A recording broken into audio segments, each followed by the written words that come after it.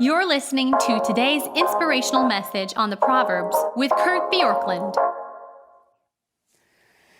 Proverbs 22 speaks about several issues. In fact, in this section of the Bible, we start into what is known as the 30 sayings. Verse 20 says, I've given you these 30 sayings, and the next several chapters are these 30 sayings.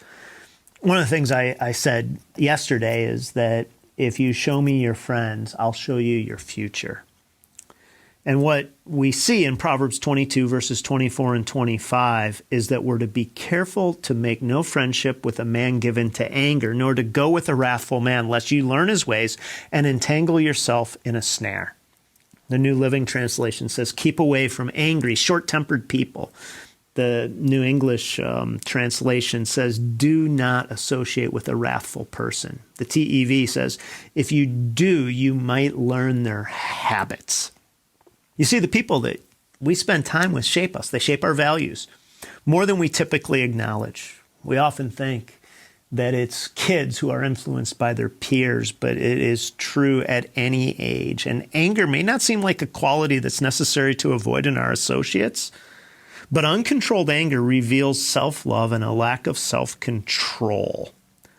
Anger is often displayed in entitlement and irritation, not simply in rude or obnoxious behavior. There's a good anger and a bad anger. Good anger is an anger that is directed at protecting something that's right to protect. For example, see Ephesians 4:27. If somebody were to bully your sibling, let's say, or your child, and you were angry, you would have a righteous anger to protect him or her. However, if you get angry because you're protecting your own preferences or comforts, this is an unrighteous anger.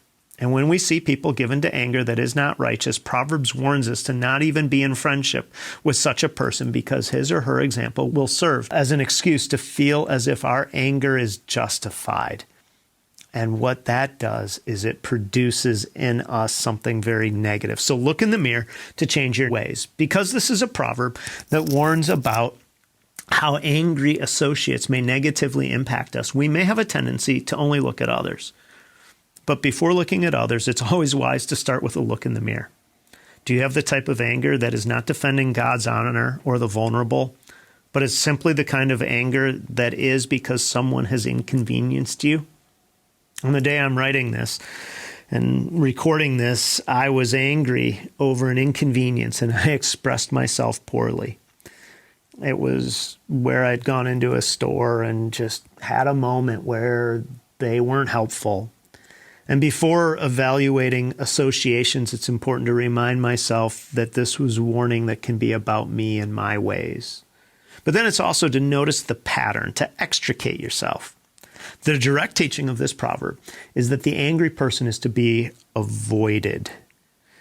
In Proverbs, there's a time to challenge people for poor choices or behavior, but there's also a time to simply move on, as the person is unlikely to respond well to any challenge.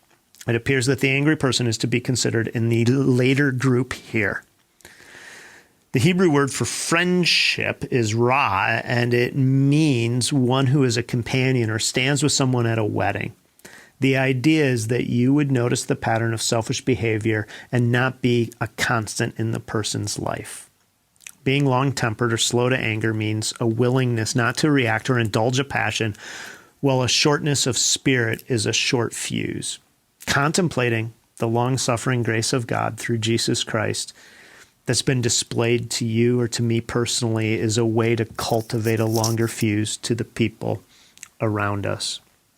So today, I want to look in the mirror and assess my own anger, and I want to notice the pattern and then turn to the beauty of the long-temperedness, really, of the love of God to me, so that I am not given to anger in my own life. Thanks for joining us here today. There's a lot of great content to explore on Orchard Hill Plus and on the Orchard Hill main feed from the weekend. Have a great day.